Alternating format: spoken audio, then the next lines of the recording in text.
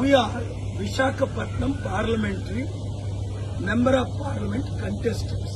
Requested the Honorable Chief Election Officer, Returning Officer Collector and the Observer Amit Shah ji and Mallikarjun to grant us the access, live link web coverage, access to watch what is going on with these 7 strong rooms.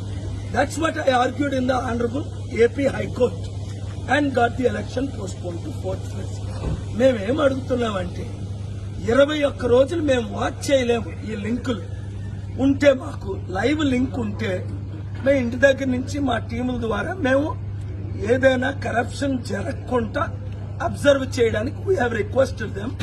Returning officer requested 1 hour for response. In the past మీ పేరండి? హరి గణేష్ గారు ఏమన్నారు చెప్పండి, మీకు ఇచ్చారు కదండి.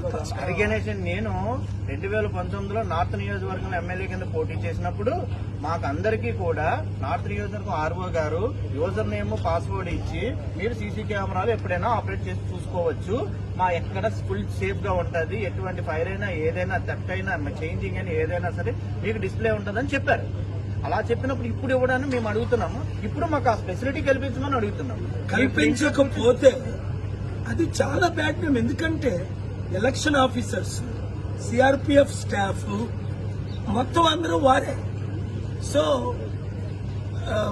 అవన్నీ చెప్పడానికి టైం లేదు. వారిని ఇంటెగ్రిటీ క్వశ్చన్ చేయకుండా క్యాండిడేట్లు అయిన మేము 33 మంది ఎంపీ క్యాండిడేట్లు, ఎమ్మెల్యే క్యాండిడేట్ లైవ్ లింక్ అడుగుతున్నాను. మరి అందుకే నేను వెళ్ళిపోతుంటే ఆపి మీరు కూడా జాయిన్ అవ్వండి సార్ అంటే నేను వారి తరపుని, నా తరపుని, అందరి తరపుని we are requesting and demanding the CCTV web camera access live from now till June 4th counting.